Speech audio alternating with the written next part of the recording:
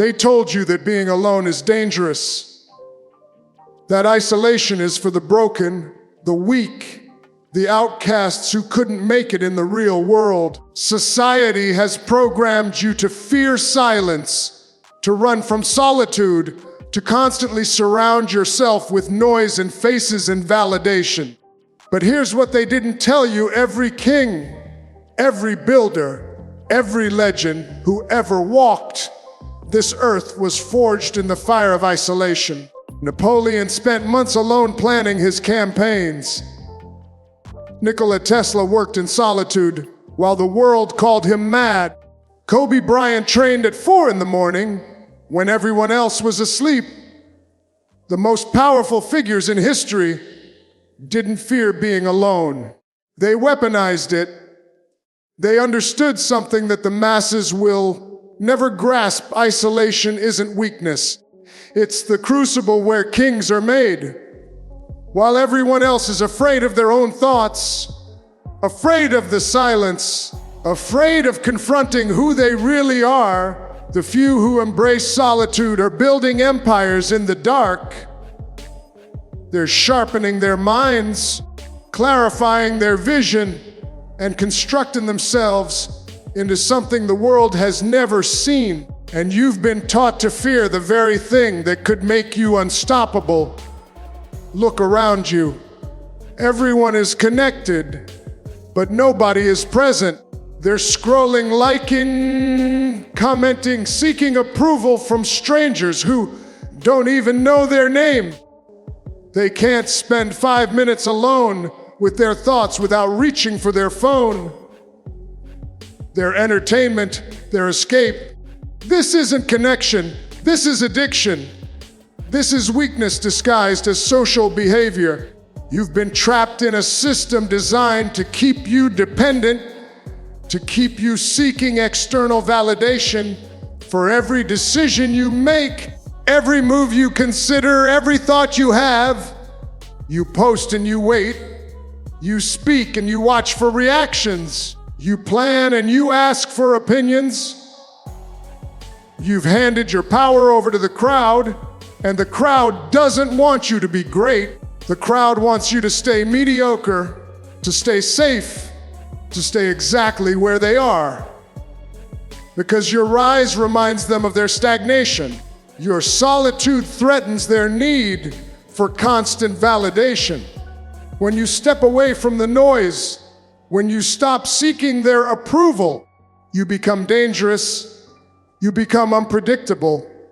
You become someone who thinks for themselves, and that terrifies them. So they pull you back. They call you antisocial. They say you've changed. They make you feel guilty for choosing yourself over their comfort. And if you're weak, if you haven't built the mental strength to stand alone, you'll cave. You'll return to the distraction, to the endless scroll, to the validation seeking behavior that keeps you small. You'll trade your potential for their acceptance. You'll sacrifice your vision for their comfort. And you'll wonder years from now why you never became who you were capable of becoming. The answer is simple. You were afraid to be alone, because being alone forces you to face something most people spend their entire lives avoiding: the truth about who you really are. When you remove the distractions, when you silence the noise, when you sit in that uncomfortable silence with nothing but your thoughts, you come face to face with everything you've been running from. Your fears, your failures, your excuses, your weakness, all the lies you've told yourself about why you haven't achieved what you know you're capable of achieving. It's brutal. It's painful. It's the psychological equivalent of staring into a mirror that shows not just your reflection, but your potential, and the gap between the two is crushing. Most people can't handle it. They last maybe an hour before they're reaching for their phone, turning on the TV, calling a friend, doing anything to escape that confrontation. Because in that silence, they hear the voice they've been ignoring.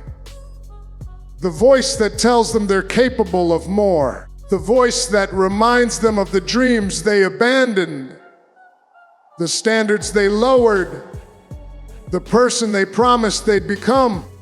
And instead of listening to that voice, instead of using it as fuel, they run. They fill their life with noise and call it living. They surround themselves with people and call it connection. They stay busy and call it productivity. But it's all just escape. It's all just distraction from the work that actually matters, the work of becoming. Because here's what happens when you stop running, when you sit in that crucible of solitude and let it burn away everything that isn't real, you transform. The discomfort becomes clarity. The silence becomes power.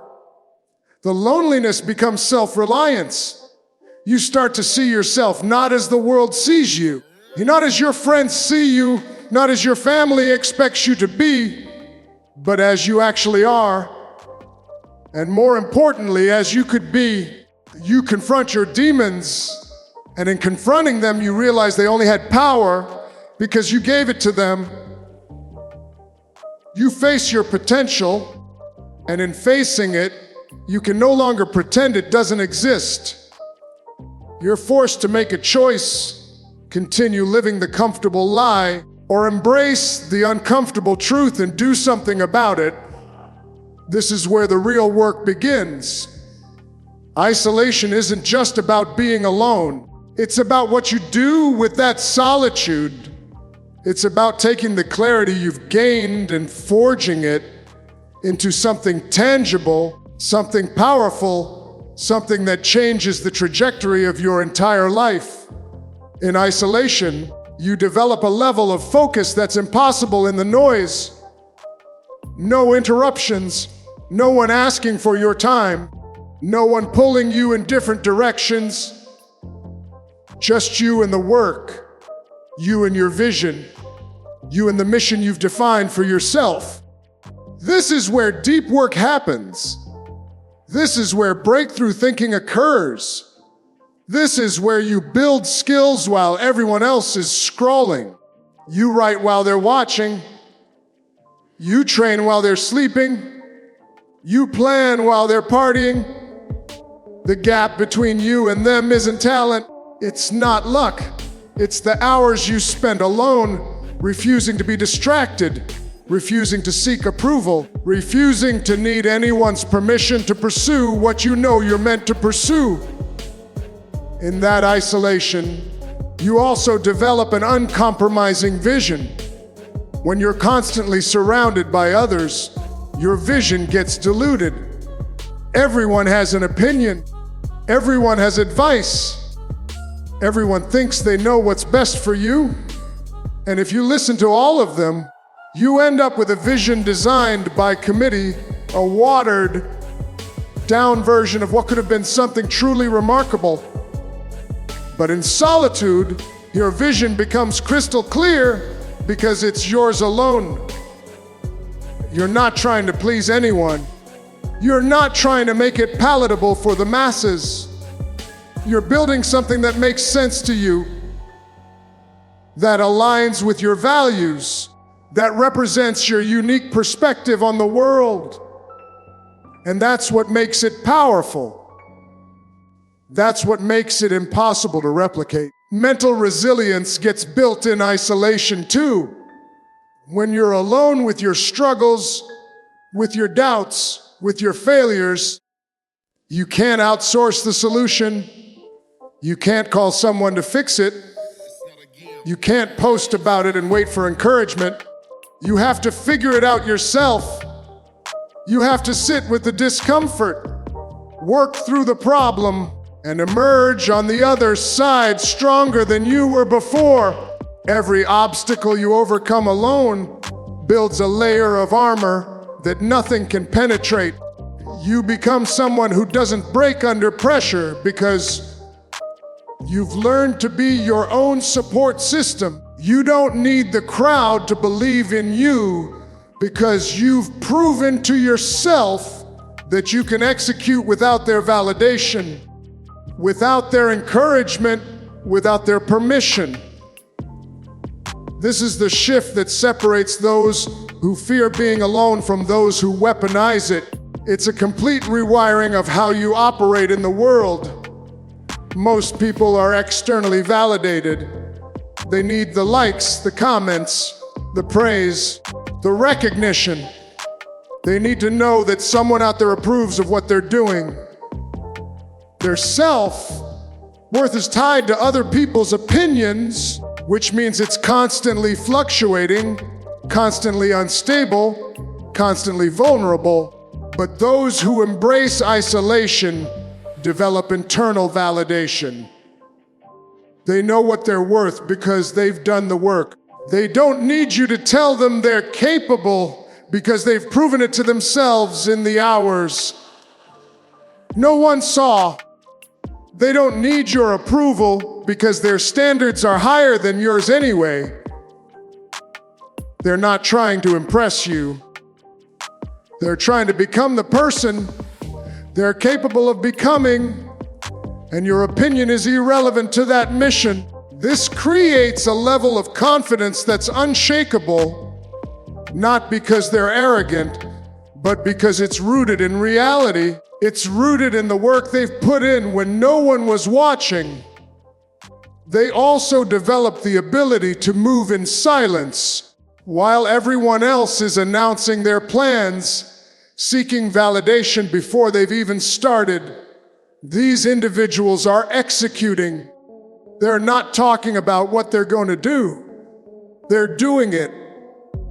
They understand that words are cheap, that announcing your intentions gives you a false sense of accomplishment, that the crowd's encouragement can actually reduce your motivation to follow through. So they go dark. They disappear into their work.